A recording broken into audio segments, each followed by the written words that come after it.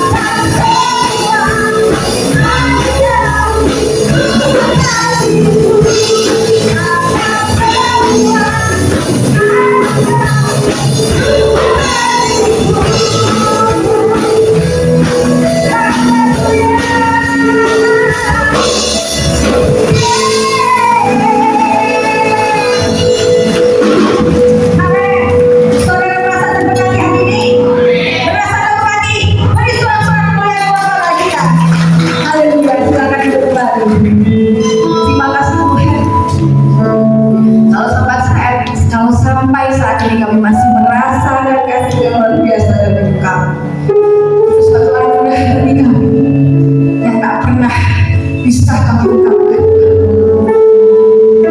Rinduan kami, penyertaan yang selama ini kami rasakan. Karena aku percaya, walaupun tanpa melihat pun aku yakin dan percaya Engkau Allah Mas segalanya bagi kami. Terima kasih Bapa.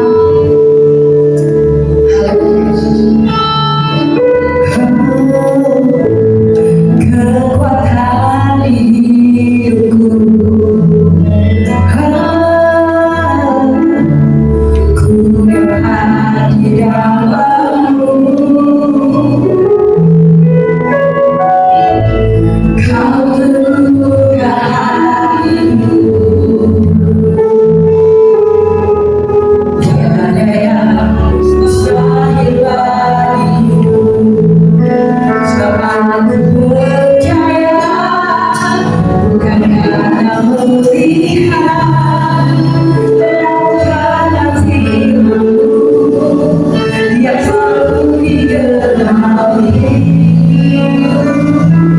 Percaya, bukan karena melihat, namun karena firman-Mu tiada pernah berubah.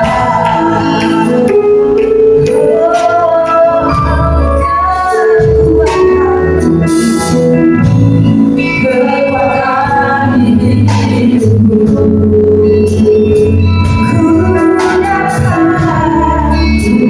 dapat di dalam-Mu.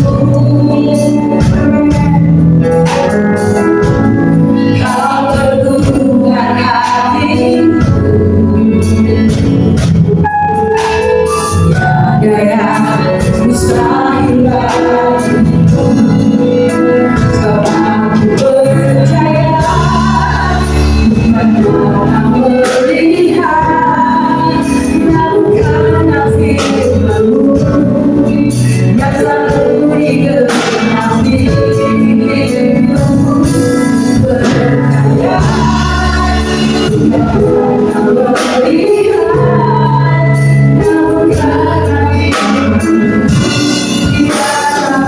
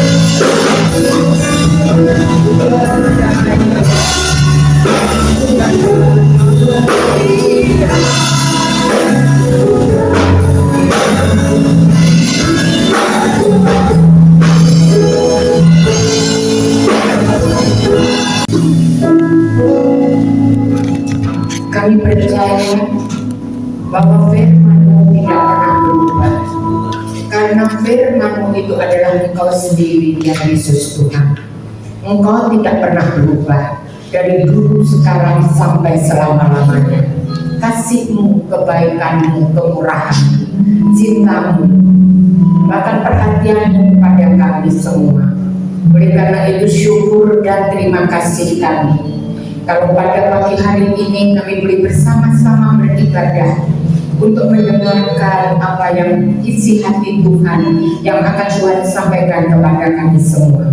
Terima kasih Tuhan, Kau memberikan kami hati yang penuh dengan pujian dan penyembahan. Kami tahu Engkau hadir di tengah-tengah kami. Roh Kudus ada di tengah-tengah kami. Urapan kuasa Roh Kudus mengalir dari altar, turun sampai ke ujung-ujung di belakang.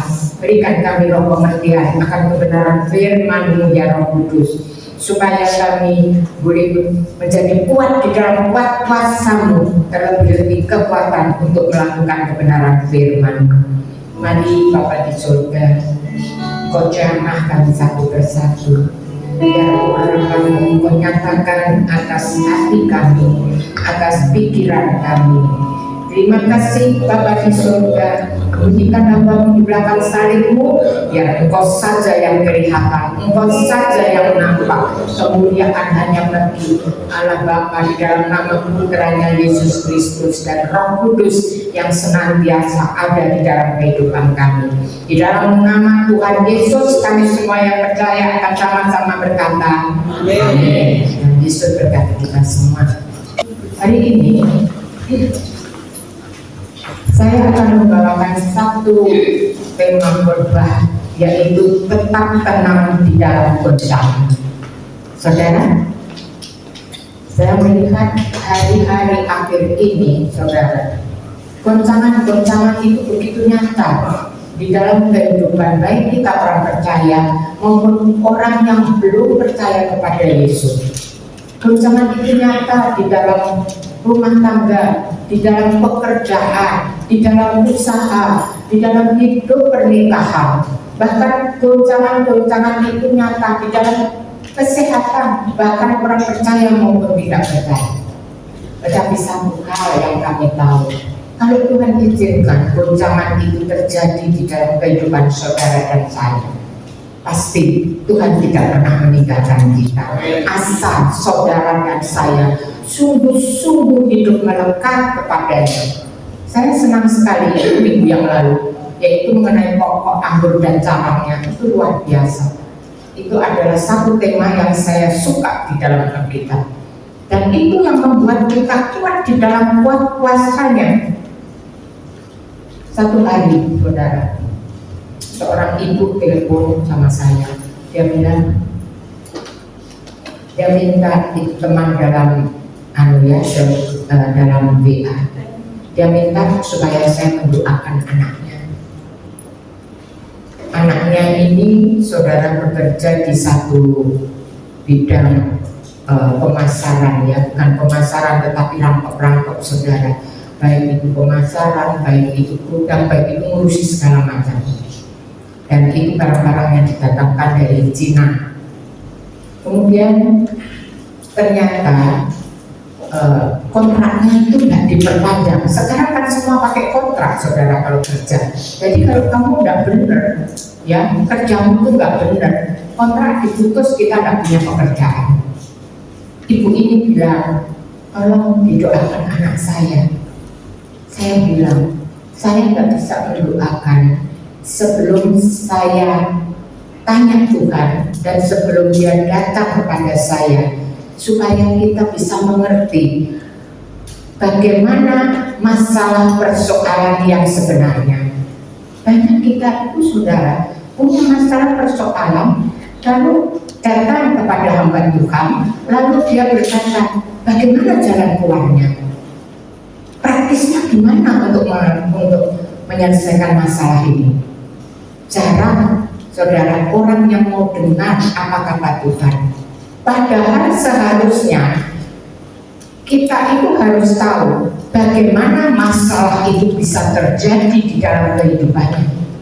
Bagaimana kegoncangan ini bisa terjadi dalam rumah tangganya. Bapak yang masih muda ini, punya satu istri, 2 anak, anak yang satu masih 2 tahun, saudara, yang satu mau masuk TK. Istrinya tidak bekerja, hanya ngurus anaknya. Dan dia mengalami masalah karena dia kontraknya diputus. Maka datanglah. Kemudian kita berbincang-bincang, saya dengarkan saudara, isi hatinya. Kalau orang konseling kebanyakan, dia itu mesti benar ke dirinya sendiri. Tidak pernah dia itu melihat kesalahan yang ada di dirinya sehingga kontrak itu diputuskan. Dan setelah lama saudara ngomong, lalu saya ngomong, Tuhan cuma bilang satu loh, Bapak suruh bertobat. Itu sakit loh saudara. Kalau orang diomongin gitu itu sakit, saudara tahu.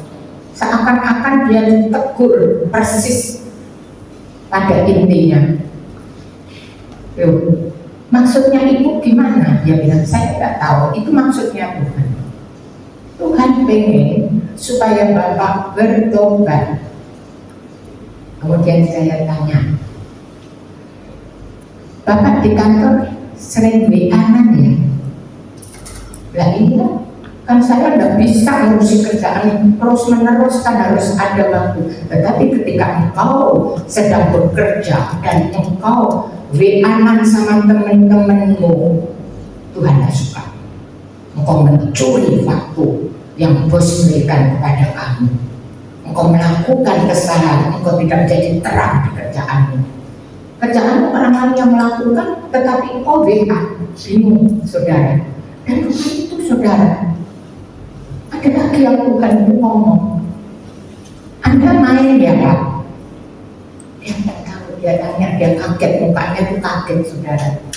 Enggak, mungkin dia, Bapak waktu WA-an itu Bapak sedang memainkan, tidak tahu itu falas, tidak tahu itu, pokoknya ada sesuatu. Kenapa Bapak terikat dengan WA Bapak? Ternyata dia itu di tengah pekerjaan loh saudara. Saya itu tidak ngerti ada permainan yang namanya dingdong itu apa. Saya itu sampai sekarang tidak ngerti. Cuma saya tahu orang itu melakukan sesuatu yang tidak berkenan di hadapan Tuhan. Saudara, seringkali di dalam kehidupan kita itu saudara, ya maunya itu masalah cepat, ada jalan keluar dengan begitu praktisnya, dengan doa saja itu tidak cukup saudara.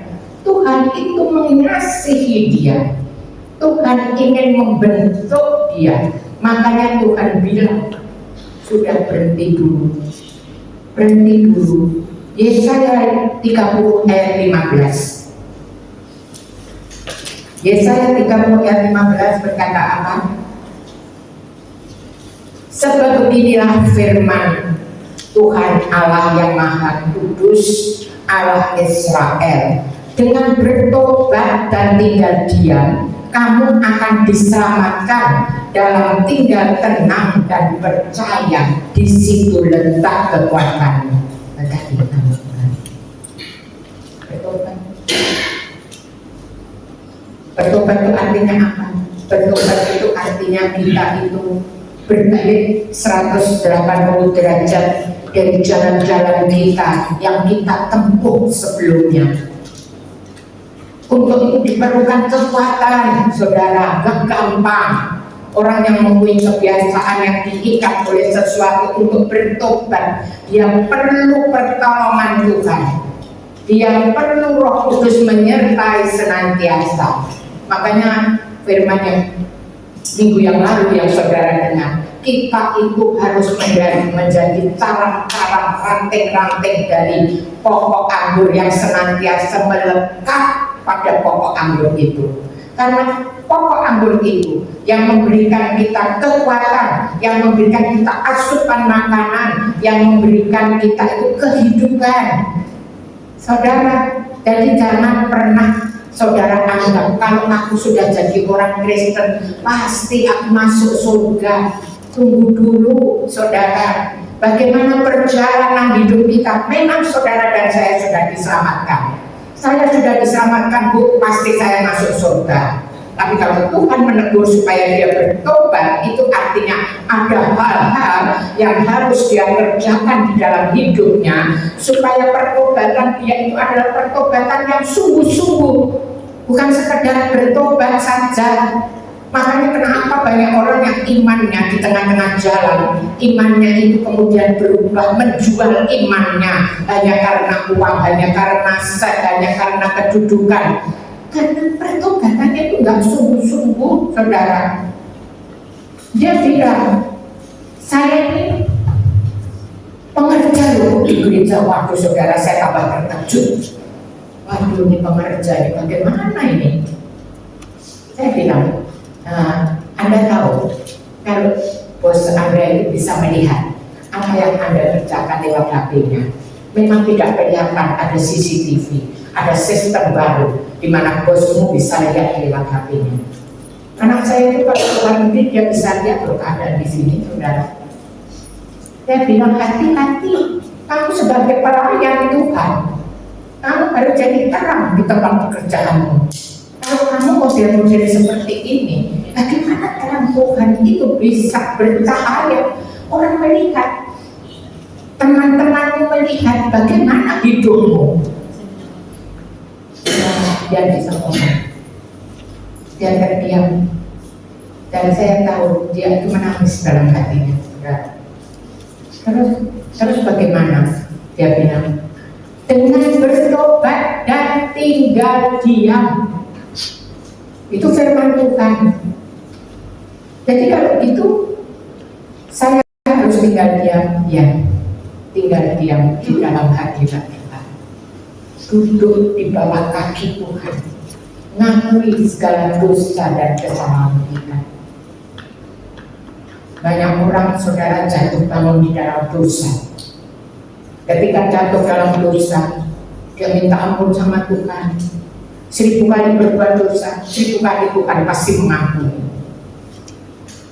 Tetapi kalau tidak ada perubahan di dalam hidupnya, maka itu bukan pertobatan sejati.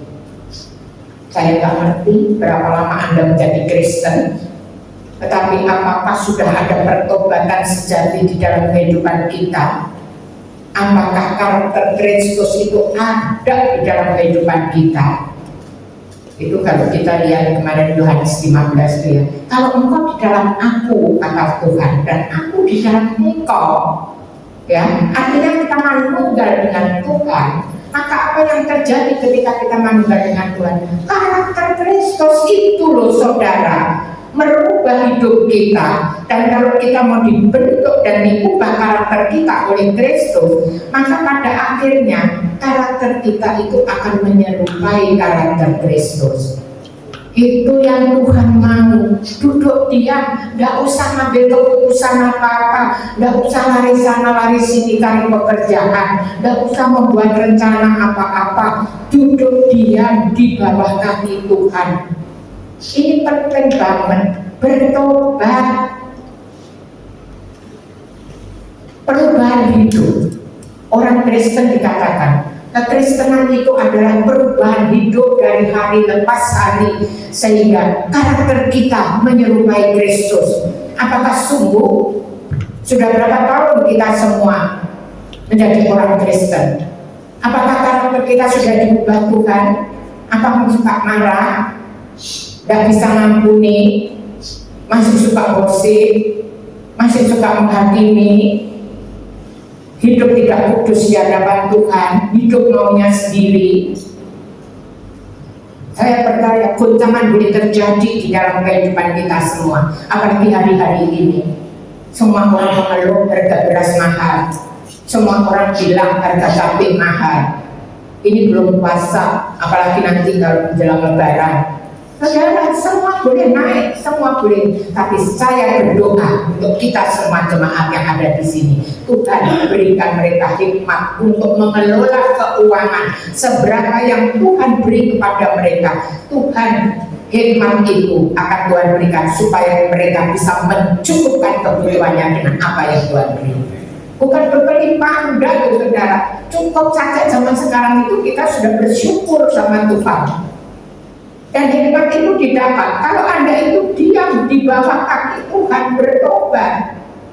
Saya pikir tidak ada satupun kita di sini yang tidak perlu bertobat. Semua perlu, setiap hari ada hal-hal yang Tuhan nyatakan dalam hati kita sebelum kita tidur. Kita langsung ambil keputusan untuk minta ampun sama Tuhan. Tinggal diam di dalam hadirat Tuhan. Banyak orang bilang gini, saya masih muda Bu, saya masih muda, kalau saya itu udah disuruh bertobat, bagaimana saya bisa menikmati dunia ini? Menikmati dunia ini dengan segala keindahannya. Firman Tuhan bilang, segala keinginan mata, keinginan daging dan keangkuhan hidup itu bukan berasal dari Tuhan. Semuanya nanti akan lenyap. Tetapi kasih Kristus itu yang akan tetap untuk selama-lamanya. Banyak orang, anak-anak muda, termasuk yang konseling, saya ini masih muda Bu, jadi saya pasti punya keinginan-keinginan, punya cita-cita, punya visi, punya mimpi. Tetapi biarlah mimpi, visi, cita-cita itu kita bawa kepada Tuhan, sehingga apa yang menjadi cita-cita, visi dan tujuan hidup kita itu mendapat perkenanan oleh Tuhan. Ada pepatah ngomong gini saudara, muda foya-foya, tua menjadi kaya, mati masuk surga. Saudara percaya? Gak ada di Alkitab. Saudara boleh cari dari Kejadian sampai Wahyu. Gak ada, itu ngomongan gitu itu gak ada. Yang ada itu ini saudara, sangkal diri setiap hari, pikul salib dan ikut aku, kata Tuhan. Jadi setiap hari kita ini sangkal diri, saudara. Memang ikut Tuhan itu tidak gampang saudara, tapi ujung-ujungnya sana itu loh saudara, nanti ketika saudara dan saya sampai akhir hidup kita, Tuhan itu datang untuk menjemput saudara dan saya. Bukan sekarang, memang sangkal diri itu berat, pikul salib berat. Tuhan Yesus sampai pikul salib jatuh bangun satu bangun untuk siapa? Saudara dan saya. Hal yang seharusnya tidak tanggung ditanggung, tetapi ditanggungnya untuk saudara dan saya. Apa dia nggak ketakutan? Dia ketakutan, dia berdoa sampai 3 kali. Peluknya menetes seperti darah saudara.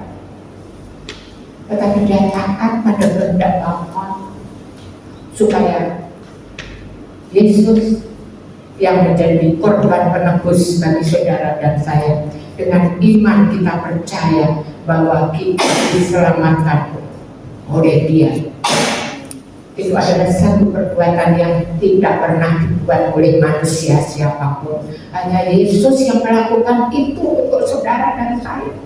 Tetapi kita sebagai manusia, kita itu sukanya mendukakan hati Bapa di surga, mendukakan hati Yesus, bahkan mendukakan hati Roh Kudus. Tuhan Yesus ngomong di dalam Yohanes 3 ayat 3, kata Yesus kepadanya, ayo tolong. Yesus menjawab katanya, aku berkata kepadamu, sesungguhnya jika seseorang tidak dilahirkan kembali, ia tidak dapat melihat kerajaan Allah.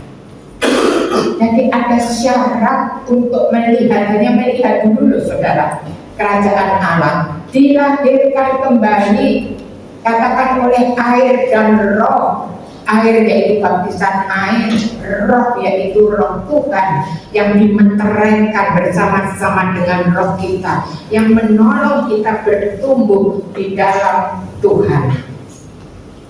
Kalau kamu tidak dilahirkan kembali, tidak akan melihat kerajaan Allah.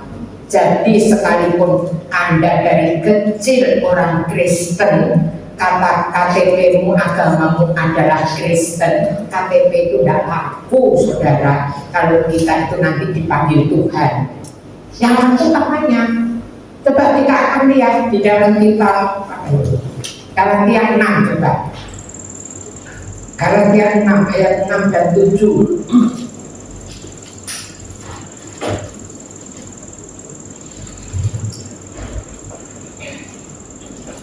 Ayat 7 aja, ayat 7, 8 juga.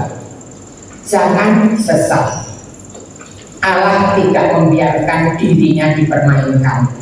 Karena apa yang ditabur orang, itu juga yang akan dituainya. Jangan sesat. Tuhan tidak mau dipermainkan, saudara. Jadi orang Kristen tidak menjadi berkat, tidak menjadi terang dan garam, tidak menjadi panutan bagi orang lain, hidupnya santai-santai saja, tidak pernah melekat kepada Tuhan, maunya hidup semau gue, menikmati dunia dan segala isinya. Jangan sesat. Tuhan bilang Allah tidak membiarkan dirinya dipermainkan. Jangan memakai nama aku ini anak Allah, aku ini anak Allah. Seperti di Yohanes 1 ayat 12 ya. Orang percaya kepada dia diberi kuasa untuk menjadi anak Allah. Kalau Anda tidak pernah melakukan apa yang Tuhan ingin kerjakan di dalam kehidupan Anda dan saya, artinya kita itu membiarkan diri kita itu mempermainkan Allah. Karena apa yang ditabur orang, itu juga yang akan dituainya. Ayat 8. Galatia 6 ayat 8. Sebab barang siapa menabur dalam dagingnya, ia akan menuai kebinasaan dari dagingnya. Tetapi barang siapa menabur dalam roh, ia akan menuai hidup yang kekal dari roh itu.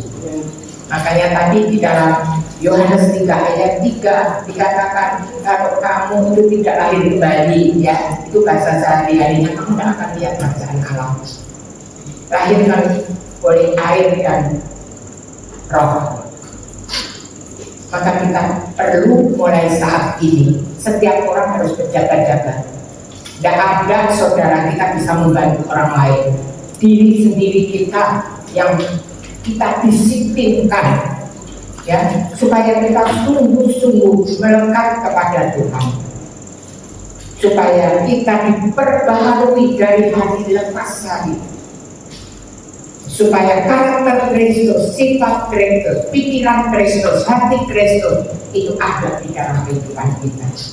Dan kita tidak bisa melakukan sendiri. Kita perlu Roh Kudus yang menolong kita, mengingatkan kita, mengajar kita, mengingatkan kalau kita berbuat dosa, mengingatkan akan penghakiman terakhir. Itu tugas Roh Kudus. Dan kalau Roh Kudus mengingatkan, jangan engkau keraskan hatimu. Duduk diam di bawah kaki Tuhan, minta firman dari Roh Kudus, langsung minta ampun sama Tuhan. Kita harus berani ngambil gitu. Tidak ada satu orang pun nanti kalau meninggal jalan sama-sama, saudara. Ketika kita dipanggil Tuhan, kita jalan sendiri-sendiri, kita jalan sendiri-sendiri, kita bawa. Yang kita bawa ini perbuatan kita, saudara. Bukan harta kita, semua ditinggal. Satu hari ada kiriman WA seperti ini, saudara. Seorang bapak diambang kematiannya. Dulunya bapak ini adalah seorang pengikut Kristus, yang mereka menikah di gereja, saudara. Diambang kematiannya. Kemudian ketika dia sudah menjadi orang yang sukses, orang yang kaya, orang yang dihormati orang, imannya berubah. Kenapa bisa di situ? Pergaulan yang merubah kebiasaan yang baik. Dia ikut-ikutan, saudara. Di dalam perusahaan itu, saudara, dia ikut berjemaah korupsi.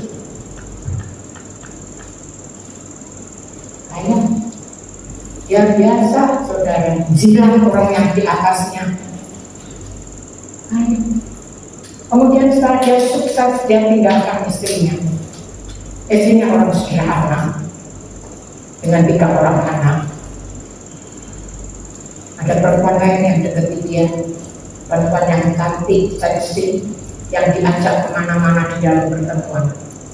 Dia bangga dengan istrinya kedua. Kemudian datang lagi sekretarisnya, itu pun diambil istri karena dia sudah berubah imannya. Sekretaris ini bagiannya ngurusi asetnya saudara, harta benda, terus semua saham-saham, investnya, obligasinya, tabungannya, semua istri nomor 3. Dia sekretaris dan dia bukan urusan Indonesia, dia orang yang open mind. Dan datanglah yang paling muda adalah mahasiswa, tempat dia itu memberi seminar, itu diambil dia yang ngurusi ini anak yang muda ini. Piagam, gelar, semua kota-kota dibilang palsu saudara. Jadi itu semua yang ngurusi ini teman-teman. Satu kali bapak ini stroke saudara. Gaya hidupnya tidak terkendali, makanannya tidak terkendali, nafsunya tidak terkendali, maka bapak ini stroke. Ketika dia stroke, dia panggil istrinya yang kedua. Dia bilang, maukah kamu mendampingi aku? Saudara tahu jawaban istri kedua ini? Pak, kamu yang tidak ngerti loh Pak. Aku tuh saben hari itu harus fitness. Aku harus pergi ke spa supaya aku tetap harum. Ini waktunya aku ini suntik botok Pak. Supaya aku tuh tetap cantik sekalipun kamu sakit. Orang kan lihatnya aku Pak, oh kamu sudah sakit. Gak mau saudara. Istri yang kedua dipanggil dan kemudian istri yang kedua itu bilang, Pak, kalau aku dampingi kamu ketika kamu sakit, yang ngurusi sahammu siapa? Investasimu siapa? Obligasimu siapa? Depositomu siapa? Itu loh tanah-tanahmu yang dinamakan orang lain. Kalau aku yang gak ngurus nanti saya hilang semua. Gak mau saudara. Karena ini istri nomor 2 itu dia itu yang ngurusi salas, jadi dia harus makannya 24 jam ketika aku pokoknya tidak mau. Yang ketiga dipanggil, wes Bapak jangan khawatir, sekarang aku tidak akan mendampingi kamu, tapi nanti kalau Bapak itu dipanggil Allah, nanti sertifikat pengangkatan Bapak, titel Bapak, penghargaan dari pemerintah, penghargaan dari universitas, tak perlu nampak Bapak. Saudara kan sudah tidak ada gunanya kan? Maka bapak ini dengan sedih, dia ingat dia masih punya 1 istri yang disia-siakan begitu loh. Dia panggil istrinya ini, maukah engkau mendampingi aku ini? Untuk aku akan mendampingi engkau. Saudara, ibu yang sudah tua rambutnya putih itu yang sederhana. Dia datang, dia dampingi suaminya. Mereka cerita-cerita masa lalunya ketika masih pacaran di SMA. Mereka cerita ketika mereka masih belum diberkati oleh Tuhan. Bagaimana Tuhan itu mengasihi, bagaimana Tuhan itu peduli kepada mereka. Sehingga Tuhan mengangkat bapak ini. Istrinya tidak tanya istri kedua ketiga keempat, dia pegang tangan suaminya. Aku tetap mengasihi kau. Saudara, hal seperti ini jarang, berpuluh tahun diabaikan. Dia menangis setiap hari supaya suaminya kembali kepada Tuhan, bukan kembali sama dia loh saudara, kembali sama Tuhan. Dia cerita, ayo Pak, kita datang kepada Tuhan Yesus, saya yang berdoa. Dan pada akhirnya Bapak ini ngaku dosanya semua pada Tuhan. Dia bilang maafkan aku. Istrinya ngomong, aku sudah lama maafkan kamu, tetapi Tuhan akan senang hari ini karena engkau kembali kepada dia. Itu saudara, pada akhir hidupnya tidak ada satupun wanita, harta, tahta, semua ditinggalkan. Hanya satu, percaya kepada Tuhan Yesus. Maka di dalam perjalananmu menuju garis akhir, Tuhan itu akan menyambut engkau, akan menuntun engkau sampai kekekalan. bersyukur karena istrinya bersyukur karena Tuhan masih memberi kesempatan kepada suaminya untuk bertobat. Berapa banyak dari kita ketika kita disakiti oleh seseorang, kita tidak peduli lagi, kita tidak peduli pada jiwanya, kita manut bahwa rasa sakit yang diberikan kepadaku jauh lebih kejam daripada segala sesuatu yang Tuhan berikan. Bertobat, jangan bertobat akhir hidup saudara. Bertobat ketika kita masih muda. Jangan bertobat ketika engkau diguncang usaha pekerjaan rumah tanggamu. Jangan bertobat ketika engkau masih mengasihi dunia dan isinya. Pertobatan itu dilihat dari perubahan hidup. Kalau dulunya itu saudara suka narkoba, sampai fly, sampai seks bebas, sampai melakukan hal-hal yang tidak berkenan di hadapan Tuhan. Ketika Tuhan jamah dan dia bertobat, direhabilitasi, kemudian dia sembuh dari narkobanya, dia bertekad, Tuhan, aku mau Engkau jadikan aku alat tanganmu, biar aku menjadi penyuluh bagi anak-anak di sekolah-sekolah supaya mereka tidak terjerat oleh narkoba. Itu pertobatan. Kalau dulunya hidup bisa, saudara, kemudian dia dijamah oleh Tuhan, dia mengambil keputusan, ya aku mau hidup di dalam perjanjian kudus di dalam pernikahan, dan mereka melakukan itu. Saudara, ini namanya pertobatan. Kalau dulunya saudara, dia sukanya bukan saja judi, rokok, tetapi dia sukanya mabuk-mabukan. Setelah direhabilitasi, kemudian dia sembuh, dia datangi teman-temannya, dia ceritakan. Mungkin di sini saudara sudah dapat ya, itu kaset mengenai kesaksian Teddy itu luar biasa saudara. Orang yang seperti itu bisa dipakai oleh Tuhan. Itu bertobat, ada perubahan hidup. Kalau hidupmu dulu sekarang sampai sekarang sama saja, itu namanya bukan bertobat. Makanya tadi dikatakan dengan bertobat dan tinggal diam engkau akan diselamatkan. Anak muda tadi yang datang konseling, saya menunggu. Saya bilang, jangan kamu melayani Tuhan dulu, bertobat dulu. Tinggal dia tanya Tuhan maunya apa.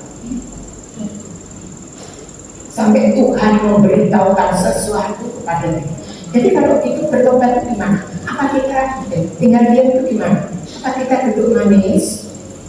Kita tidak ngapa-ngapain, ngomong, mikirin guncangan, mikirin harta kita yang sudah mau habis, mikirin anak-anak kita, mikirin masa depan kita, semua dipikirin enggak? Duduk diam itu bukan begitu. Duduk diam itu adalah membiarkan Roh Kudus itu menuntun kita di dalam hadirat Tuhannya, melayang-layang di atas anak-anaknya, mengembangkan sayapnya, menampung seekor dan mendukungnya di atas kepalanya. Ini yang Tuhan lakukan, saudara. Raja Wali itu sukanya kan dia itu sarangnya itu ada di bukit, ada di puncak di Kapur. Di sana dia buat sarang. Sarangnya Raja Wali itu bukan dari jerami, saudara, tetapi dia dari ranting-ranting. Di situ dia bertelur. Dan kemudian telurnya menetas menjadi anak Raja Wali. Tetapi di sini dikatakan Raja Wali, siapa nih? Induk Raja Wali menggoyang bangkitkan isi sarangnya. Kalau anaknya ini sudah mulai tumbuh bulunya, sayapnya, saudara, maka induk ini berinisiatif untuk apa? Itu ranting itu diguncang, saudara. Maka anak Raja Wali ini akan jatuh. Pasti dia akan jatuh dan mati. Tetapi induk Raja Wali tidak membiarkan begitu saja. Dia mengembangkan sayapnya, menampung. Pertama kali dia muter dulu, muter gini, terus kemudian anaknya itu jatuh, dia mengembangkan sayapnya, kemudian menampung seekor. Setelah itu didukung di atas itu, dibalik orang di atas, saudara. Raja Wali kalau mendidik anaknya, demikian juga ini diumpamakan Tuhan yang mendidik saudara dan saya seperti itu. Sekalipun kita itu tidak berbuat kesalahan, kalau goncangan itu diizinkan Tuhan, percayalah Tuhan memberikan yang terbaik untuk saudara dan saya. Saudara dan saya akan dibentuk sedemikian rupa sehingga iman kita menjadi lebih kuat, pengharapan kita menjadi lebih kuat di dalam Dia. Dan di dalam iman dan pengharapan yang kuat itu kita tidak akan pernah saudara berjalan sendiri. Ada satu kekuatan. Makanya tadi dikatakan harus diam di bawah hadirat Tuhan. Orang yang menanti-nantikan Tuhan itu seperti Raja Wali yang terbang dengan kekuatan sayapnya. Dia berlari tidak menjadi lesu dan berjalan tidak menjadi lelah. Ini orang yang menantikan jawaban Tuhan, menantikan apa katanya Tuhan dengan penuh pengharapan. Seperti tadi di dalam kitab Yeremia 17 ayat yang ke-7. Pengharapan itu pada Tuhan, bukan pada tonggomu. Itu kalau tidak salah 146 ayat 3-5. Pengharapan itu bukan pada bangsawan, orang yang berkuasa, enggak, saudara. Ya, jadi pengharapan cuma satu, menaruh harapan pada Tuhan. Kan kita tuh kalau punya kenalan, saudara, misalnya orang yang pakar, wah kita itu senang mati, saudara, nanti itu bisa ngulung saya kalau ada apa-apa gitu. Pengharapan itu pada Tuhan. Saya ingat anak saya setir mobil sama temannya, yang setir temannya ini saudara, perempuan ya. Temannya ini tidak punya request dulu, saudara, belum punya request kreditif. Di dokter Sutomo, lampu merah ditegur polisi, noni 2 ini perlu ini. Nama polisi bilang, mana? Sini. Kamu nggak punya SIM kok berani nyetir mobil? Iya, belum. Nanti tahun depan saya ngaju ke partai. Nggak bisa mesti ditilang. Ditilang itu tapi nggak nulis tilang, saudara. Saya tahu ini. Terus dia kan gitu, terus dia ngomong gini, saya ini nanti terlambat, saya ini mau pergi ke fakultas, ini nanti saya mau lihat hasilnya semester ini. Terus bapaknya ngomong gimana? Sudah, buka dompet, dikasih saudara 20.000 sama dia. Bapak itu lihat dompet, lu kamu ngasih kok cuma 20, yang merah tuh kasih saya. Saudara. Terus ketika dia di fakultas sana, dia ketemu sama temannya. Kamu bodoh, dia bilang. Mestinya ini kamu tak kasihin. Lain kali kalau kamu ditilang jatuh kan ini kartu nama. Terus kamu ambil pelan-pelan. Yang kan lihat kartu nama siapa? Itu namanya komisaris besar polisi yang ada di Jawa Timur. Dia pasti takut dan kamu pasti lolos. Kita tuh sukanya tuh ngandalkan dulu saudara. Ngandalkan duit kita, ngandalkan backing kita. Padahal firman Tuhan dengan jelas dikatakan yang menaruh harapan kepada Tuhan, jangan yang lain-lain. Kalau orang itu mati, harapan kita itu mati. Tetapi Tuhan tidak pernah mati. Yesus selalu hidup. Dia ada di sini, dia ada dimanapun saudara berada. Bahkan ketika kita merasa dia tidak ada, dia tetap ada di dalam saudara dan saya. Ibrani 6 ayat 19 sampai 20.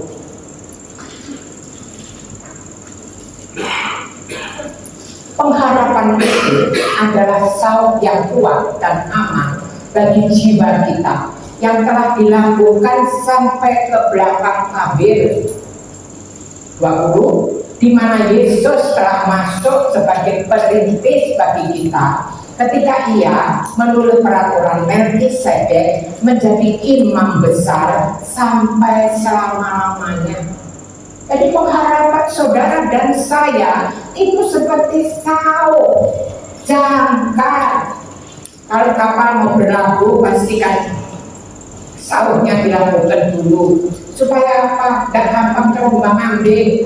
Dikatakan sebagai saur yang dilabuhkan, saur yang kuat dan aman bagi jiwa kita, sehingga jiwamu itu tidak terombang ambing karena dilakukan di belakang tabir. Kapan tabir itu terbelah? Ketika Yesus disalib di atas kayu salib dan kemudian dia berkata, sudah selesai. Maka tabir bait Allah itu akan robek dari atas sampai ke bawah. Dan Saul, tempat itu dilakukan di belakang tabir. Pengharapan itu seperti itu. Gak gampang goyah karena Yesus sendiri sebagai imam besar menurut peraturan Melkisedek, dia membawanya ke belakang tabir. Di situ ada Allah Bapa. Jadi Yesus, kalau kita punya pengharapan kepada Yesus, pengharapan itu tidak akan pernah sirna kecuali saudara sendiri menganggap Yesus itu tidak ada. Tapi Yesus ada, Yesus hidup, Yesus tetap ada, dan pengharapan itu kekal selama-lamanya di dalam Yesus Kristus. Ini yang kita tuh harus tahu dengan pasti.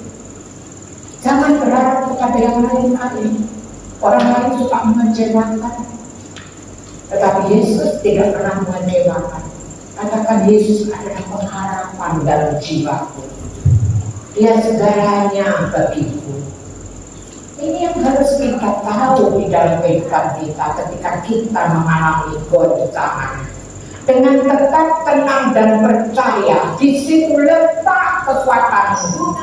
Tenang, percaya. Yesus, sekali Yesus tetap Yesus, bahwa dia sanggup melakukan perkara-perkara dahsyat, bukan karena kuat dan gagah kita, tetapi karena kasih karunia-Nya yang diberikan secara cuma-cuma untuk saudara dan saya. Dan yang terakhir kita katakan, tetap berdoa. 1 Petrus 4 ayat yang ke-7. Kesudahan segala sesuatu sudah dekat, karena itu tetaplah berdoa. Kesudahan segala sesuatu sudah dekat. 1 Petrus 4 ayat 7. Tetaplah berdoa. Jadilah tenang dan tetaplah berdoa. Hari-hari terakhir, saudara, tanda-tandanya sudah ada. Dan tanda-tandanya itu dengan jelas, saudara. Makin hari makin jelas, kelaparan di mana-mana. Saudara, jangan nyalakan El Nino, jangan nyalakan segala macam. Salahkan diri kita dulu nomor satu. Kenapa itu bukan disebangi? Kenapa tidak ada penanaman kembali hutan supaya bisa dikendalikan aliran udara yang ada di atas negeri ini? Jangan pernah nyalakan orang lain, salahkan dulu diri kita. Maka dikatakan di sini, kalau kesudahan itu segala sesuatu sudah dekat, maka kuasai dirimu supaya engkau dapat berdoa. Kita tidak usah berdoa perintah Tuhan, karena Tuhan itu tahu segala sesuatu. Mungkin dengan cucuran air mata, mungkin kita cuma nangis di hadapan Tuhan. Tuhan tahu goncangan-goncangan yang ada di dalam hidup kita, di dalam seluruh hidup dan kehidupan kita, mengenai anak kita, mengenai suami kita, mengenai pekerjaan kita, mengenai pelayanan kita.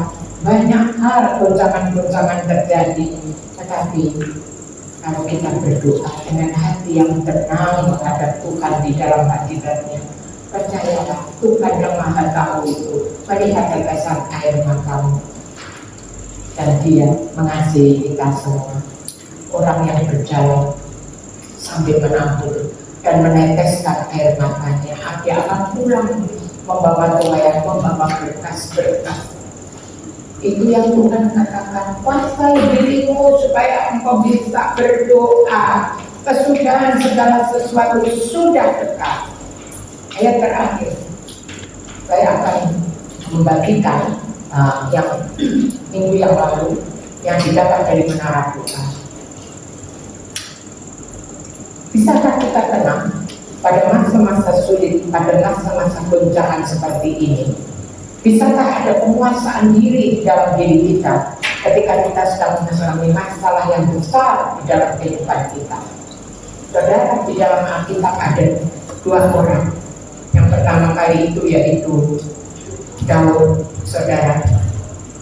Waktu itu ketika dia kembali ke Siklag, saudara, dia melihat anak istrinya, orang tua, orang muda, yang semua anak-anak semua mereka itu ditawan oleh bangsa, oleh suku Amalek. Mereka dibawa pergi dari Siklag, saudara. Dan ketika Daud dan tentaranya itu masuk ke Siklag, semua keadaan itu sudah sepi, Siklag dibakar. Dan bukan dibakar saja, saudara, tetapi mereka kehilangan semuanya. Mereka menangis, mereka jerit sampai tidak bisa menangis lagi. Nanti Anda baca ya, 1-30 itu bagus sekali. Sampai tidak bisa nangis lagi, sampai susah ya, saudara. Sudah nangis, sudah katakan nangis.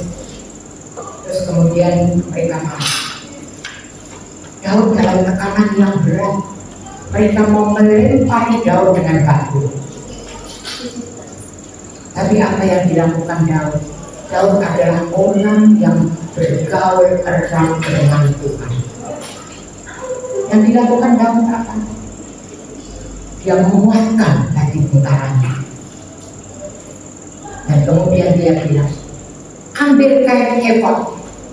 Kain efod itu biasanya dipakai oleh imam untuk menghadap Tuhan. Ambil kain efod. Dia memberi perintah kepada Imam Abiatar bin Ahimelek, ya. Yang ambil kain efod itu. Kemudian dia berdoa kepada dia bilang, tentu dengan hati yang hancur, saudara, apakah aku harus mengejar mereka? Apakah aku akan berhasil ketika mengejar mereka? Dan Tuhan langsung menjawab, kejar mereka, kau akan berhasil. Dimulai dari mana? Daud adalah orang yang senantiasa mempunyai hubungan yang akrab dengan Tuhan. Dia pemuji, dia menyembah, dia melakukan itu. Dia orang yang rendah hati. Dikasih bagian gembalakan kambing dua 2-3 ekor, saudara. Dia mengerjakan dengan sungguh-sungguh, dia melindungi dengan sungguh-sungguh. Mungkin di sini anak sekolah minggu tidak banyak, tetapi kalau guru sekolah minggu mengerjakan dengan sungguh-sungguh, 2-3 orang, 5 orang, 10 orang, saya percaya Tuhan memperhitungkan. Tuhan itu tidak pernah lihat, saudara, bentuk fisik kita, tetapi Tuhan melihat hati saudara dan saya. Makanya ketika saudaranya semua ditolak oleh Tuhan, ketika Samuel mau merabi, ternyata Tuhan memilih Daud. Ayo kita bangun hubungan yang baik dengan Tuhan. Tuhan itu melihat hatimu. Berikan waktu untuk Tuhan setiap hari. Disiplinkan dirimu untuk terus masuk hadirat Tuhan. Guncangan boleh datang, masalah boleh datang, apa saja boleh datang, tetapi pengharapan kepada Tuhan jangan muncul. Tuhan akan menolong kita tepat pada waktunya. Dan pada doa malam Selasa yang lalu kita mendapatkan satu hari Paulus dan Silas itu ditangkap, saudara. Dia dimasukkan di dalam penjara yang paling dalam. Ini karena dia adalah orang Yahudi yang mengabarkan kabar baik kepada orang Romawi. Kemudian dia ditangkap, disesat dulu, kemudian dimasukkan di penjara yang paling dalam dan gelap. Kisah Rasul 16 itu ayat 24 dan seterusnya. Kemudian apa yang terjadi? Saya percaya kalau Tuhan pada doa malam memberikan itu adalah gambaran daripada kita jemaat Tuhan. Mungkin hari-hari ini Anda ada di dalam penjara yang paling gelap.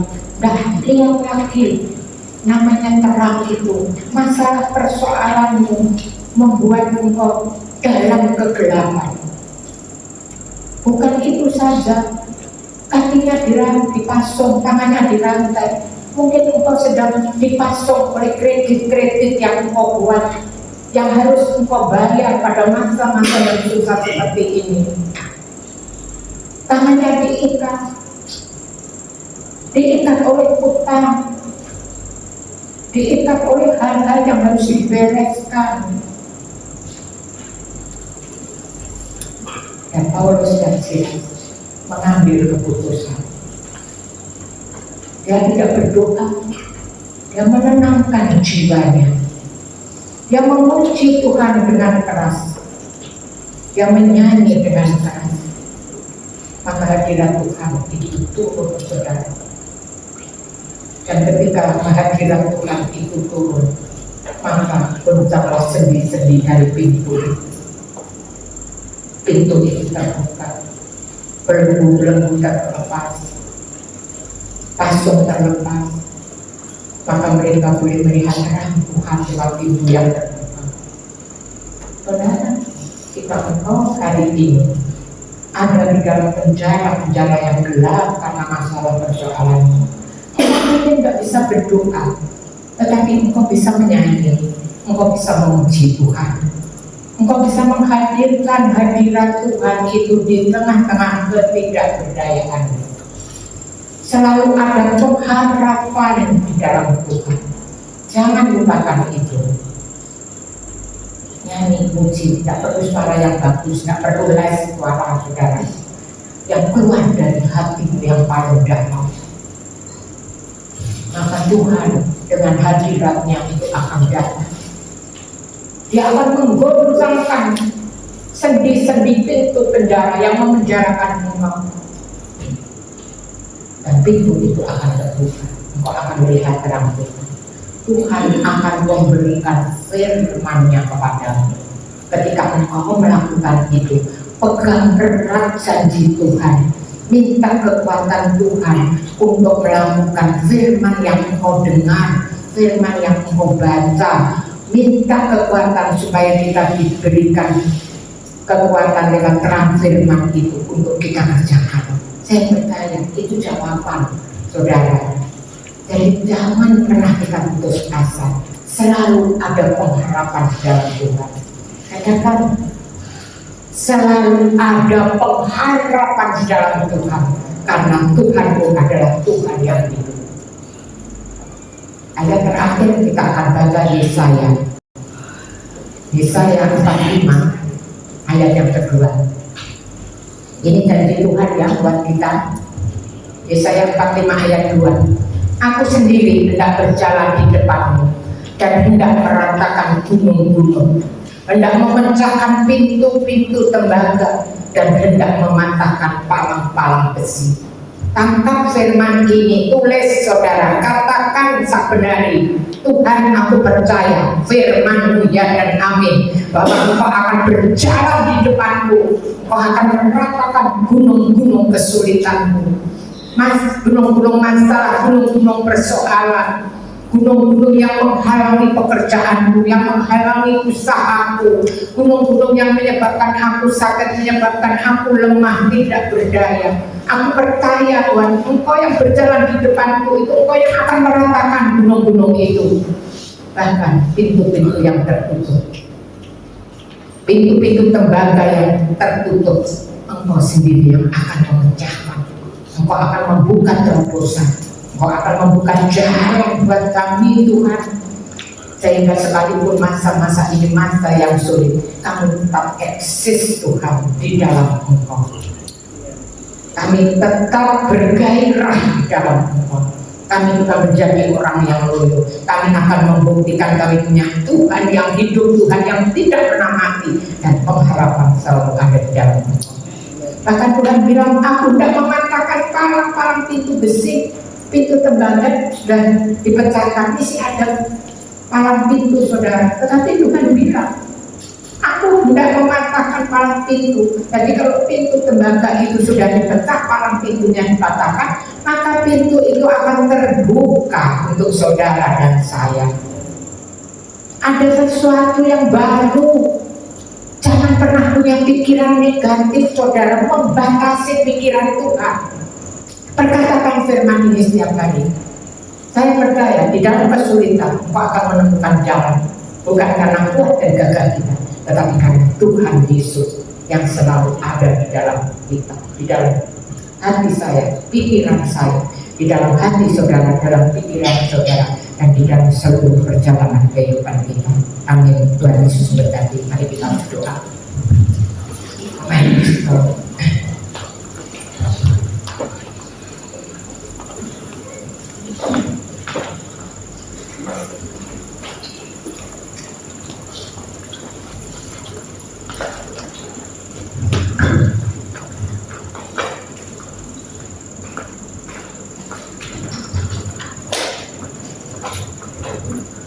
Terima kasih Bapak di surga. Kebenaran firman yang hari ini sudah kami dengarkan, berikan kami kekuatan dan kemampuan untuk menjadi pelaku firman, bukan sekedar mendengarkan Tuhan. Kami percaya kekuatan itu akan Kau berikan ketika kami duduk diam di dalam hadirat-Mu. Ketika kami sudah berdoa, duduk diam di dalam hadirat-Mu dengan hati yang tenang Tuhan, kami bertemu dengan Engkau dalam hadirat-Mu dengan dengar apa yang Tuhan ingin kami kerjakan. Kami percaya kami tidak pernah sendiri, selalu ada harapan di dalam-Mu. Tuhan memberkati seluruh jemaat yang hari ini hadir. Tidak ada satu orang pun yang tahu apa yang menjadi pergumulan mereka, tetapi Tuhan yang Maha tahu itu. Tuhan yang sangat tahu apa yang menjadi pergumulan jemaat-Mu di tempat ini. Biar jemaat ini lewat apa yang Tuhan kerjakan dalam hidup mereka, lewat goncangan masalah persoalan, mereka tumbuh menjadi jemaat yang kuat, menjadi jemaat yang sungguh-sungguh berharap kepada Engkau, karena kekuatan itu bukan dari mana-mana, kekuatan itu adalah daripada-Mu Bapa. Terima kasih untuk kebenaran firman. Terima kasih memberkati seluruh jemaat Tuhan. Mari Allah Roh Kudus berikan pencerahan di dalam hati mereka, supaya mereka boleh mengerti apa sebenarnya kehendak Tuhan pada masa-masa yang sulit, masa-masa guncangan yang terus melanda di negeri ini, yang terus melanda banyak kehidupan, bukan saja orang yang tidak percaya, tetapi juga kepada anak-anak-Mu yang percaya kepada-Mu. Tetapi kami yang tidak percaya, kami adalah biji mata Tuhan. Kami orang yang spesial di hadapan Tuhan. Sekalipun guncangan itu datang, Tuhan selalu mengingatkan kami apa yang harus kami perbuat. Terima kasih Bapa yang di surga. Kami serahkan seluruh jemaat yang ada di tempat ini di tangan Tuhan. Sebentar lagi kami mau mengadakan membagikan sakramen perjamuan kudus. Engkau kuduskan kami, Engkau sucikan kami, Engkau layakkan kami di hadapan-Mu, sehingga kami boleh menerima tubuh dan darah Kristus, sehingga selalu ingat akan apa yang Tuhan Yesus perbuat di dalam kehidupan kami. Terima kasih Bapak, di dalam nama Tuhan Yesus kami yang percaya sama-sama akan berkata amin.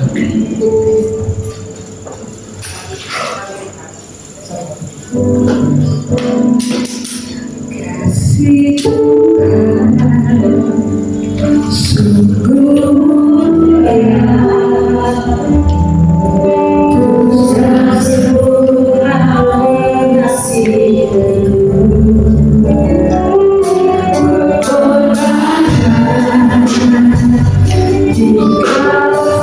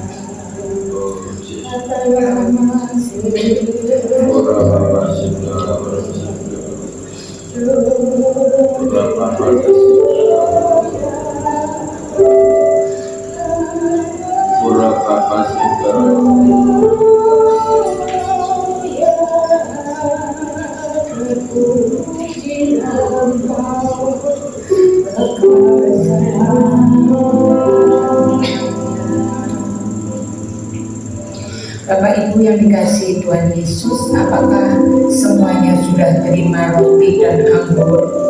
Hanya mereka yang sudah dibaptis yang boleh ambil sakramen perjamuan. Perlu diingatkan hari ini, jemaat tidak boleh mengambil perjamuan kudus. Mereka hanya boleh mengambil perjamuan kudus di tempat ini untuk diri sendiri. Kalau ada keluarga-keluarga yang perlu dilayani perjamuan kudus, Anda bisa minta. Nanti kami akan melayani di rumah masing-masing. Terlebih-lebih untuk jemaat yang sakit. Kalau mendaftar saja, nanti kami akan melayani di rumahnya.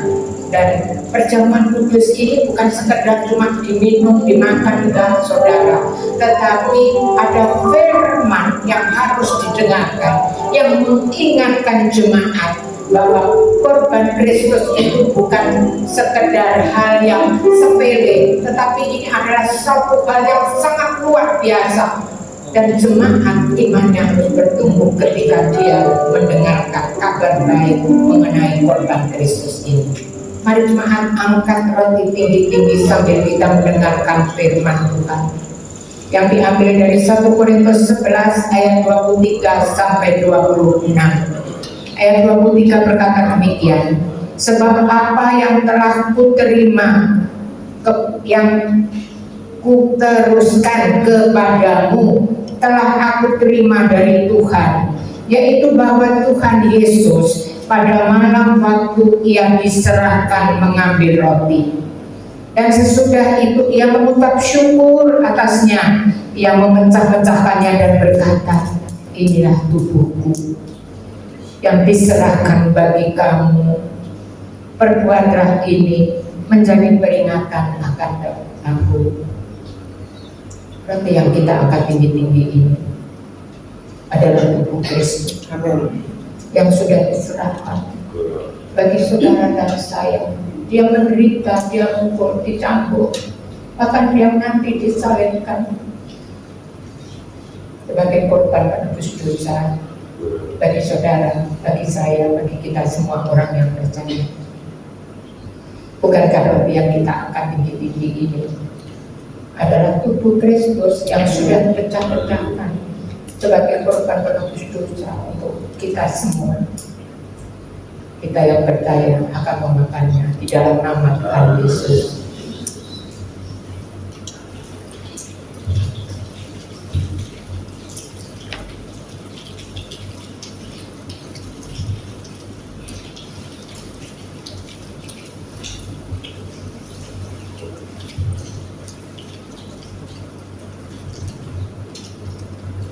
Kita angkat cawan tinggi-tinggi sambil kita dengarkan firman Tuhan. Demikian juga ia mengambil cawan sesudah makan, lalu berkata, cawan ini adalah perjanjian baru yang dimeteraikan oleh darahku. Perbuatlah ini setiap kali kamu meminumnya menjadi peringatan akan aku. Sebab setiap kali kamu makan roti ini dan minum cawan ini, kamu memberitakan kematian Tuhan sampai Ia datang. Cawan ini adalah darah Kristus, darah Yesus Kristus dalam perjanjian baru yang telah dicurahkan untuk saudara dan saya sebagai korban penebus dosa.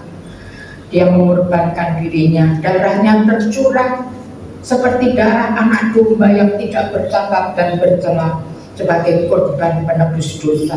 Bukan emas dan perak, bukan barang fana dia menebus saudara dan saya, tetapi dengan darahnya yang mahal dia menebus segala dosa kita di atas kayu salib.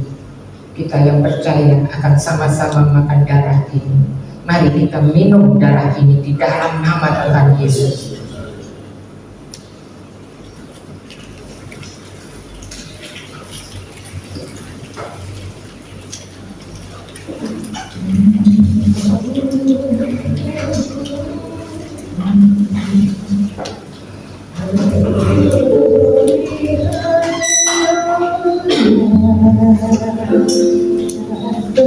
Berkesudahan kasih setiamu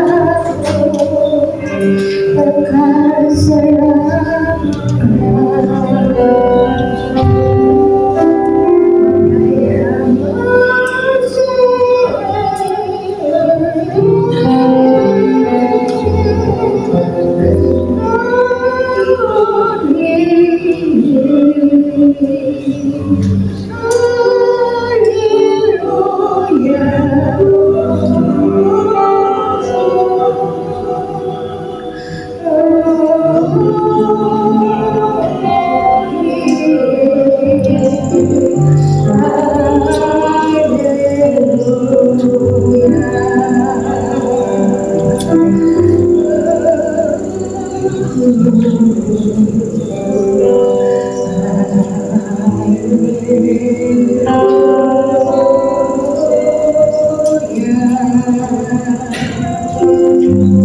Terima kasih Bapak untuk sakramen perjamuan kudus yang hari ini kami terima, mengingatkan korban Kristus di atas kayu salib buat kita semua orang yang percaya kepada-Nya.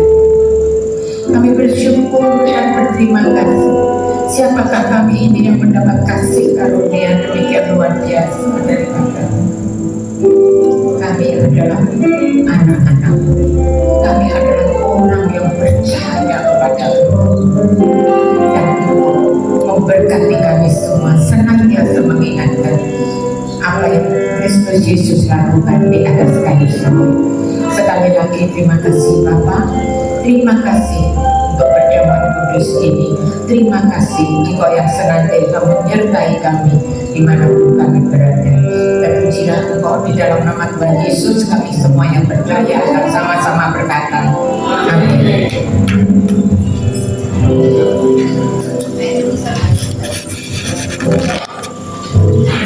Semua sangat berbahagia dapat mengikuti ibadah dan menerima perjamuan kudus yang mengingatkan kita akan korban Kristus di atas kayu salib. Siapa yang berbahagia? Mari kita memuliakan Tuhan.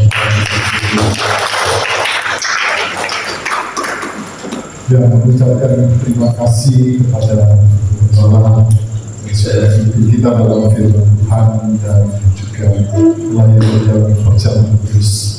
Kiranya Tuhan memberkati dan saya percaya Tuhan menyertai kemuliaan dan kebesaran Tuhan dalam kehidupan ibu dan juga dalam keluarga Anda.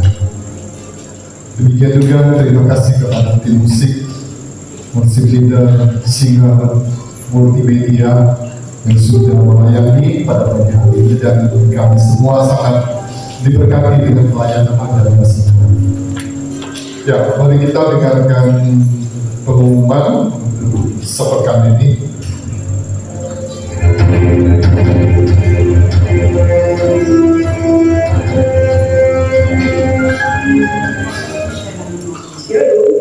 Mari kita selalu kegiatan selama sepekan.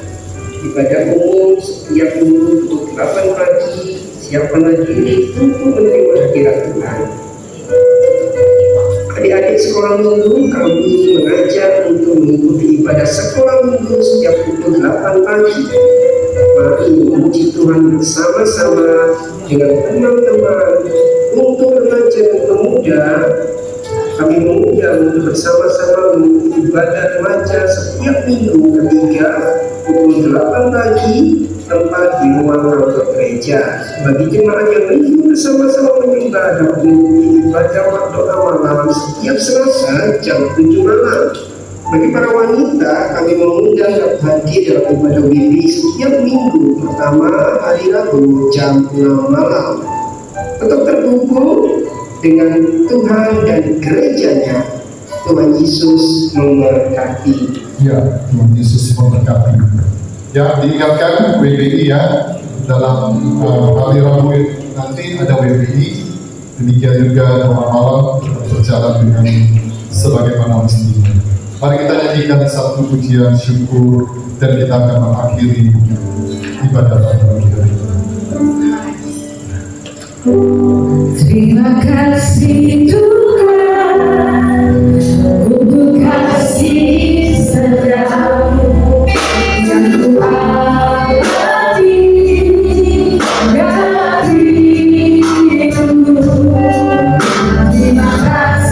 Yesus untuk kasih-Mu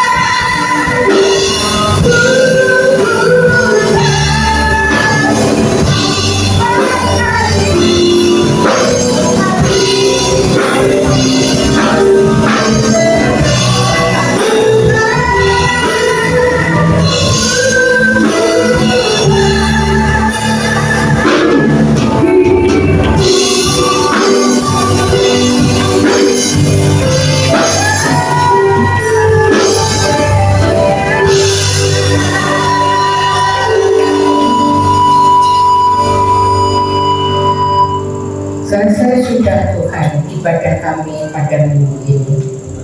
Kami mengucap syukur untuk pimpinan Tuhan. Kami mengucap syukur untuk kehadiran Bapa di surga, Tuhan Yesus dan Allah Roh Kudus, Allah Tritunggal yang ada di tempat ini. Kami mengucap syukur untuk hadirat-Mu di tempat ini. Kami mengucap syukur untuk segala sesuatu yang Tuhan kerjakan bagi kami di tempat ini. Kami percaya Tuhan, hidup kami ini adalah hidup karena anugerah.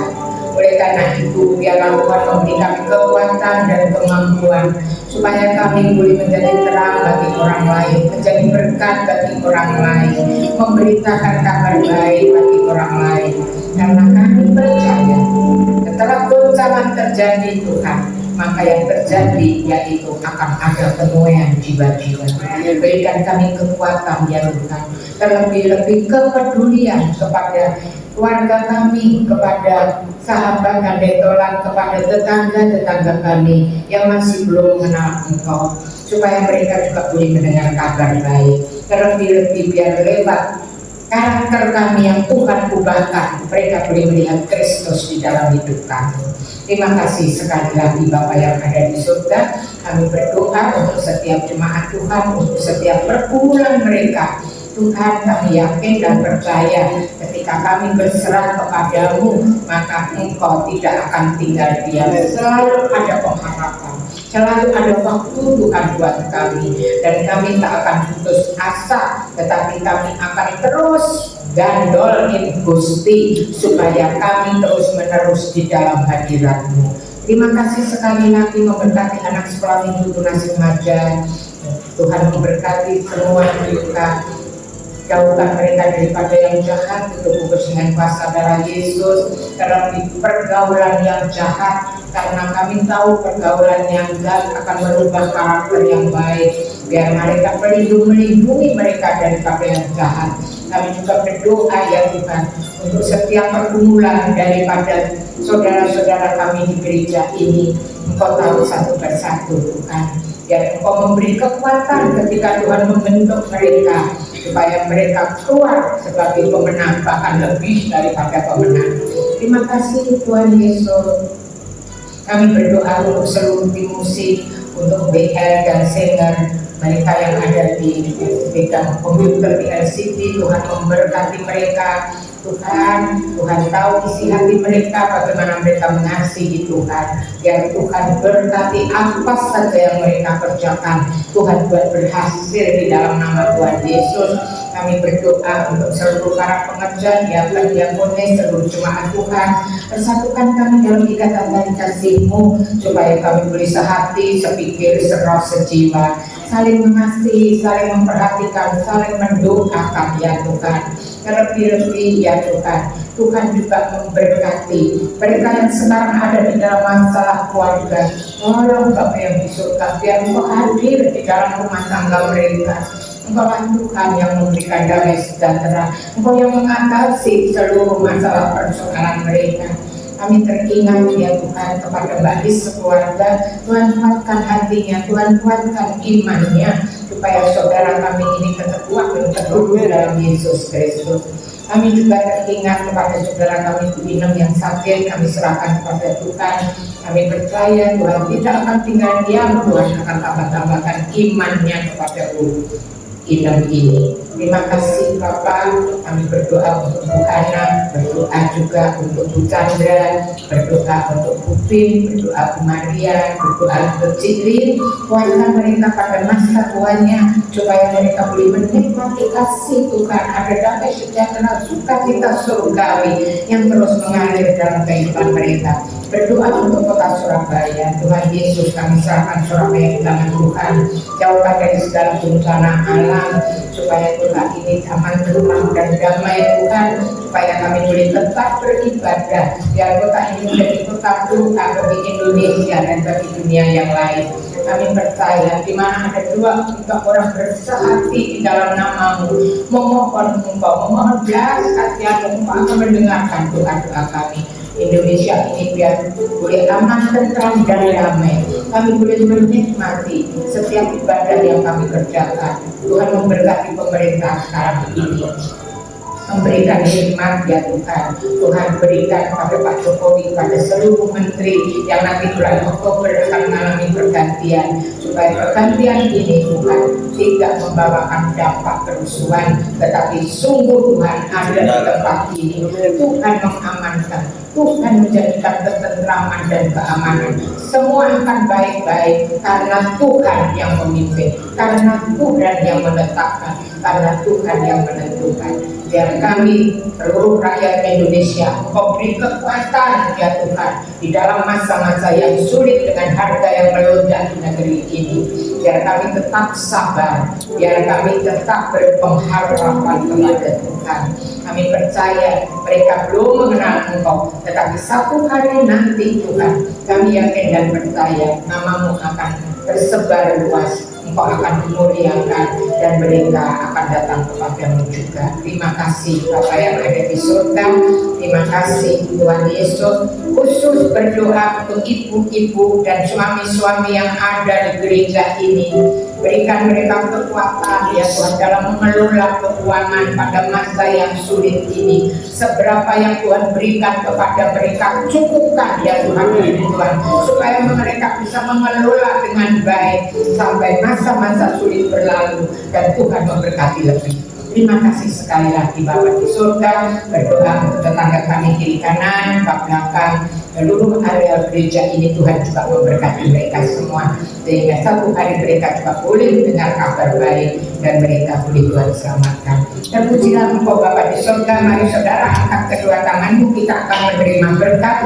Kiranya berkat daripada Allah Bapa di dalam nama Putranya Yesus Kristus dan persekutuan dengan Roh Kudus akan menyertai kita semua mulai sekarang sampai Maranatha, kedatangan Tuhan Yesus yang kedua kali. Kami semua yang percaya akan sama-sama berkata, amin. Tuhan Yesus berkati kita. Selamat hari Minggu 7 Pagi di Radio Ministry.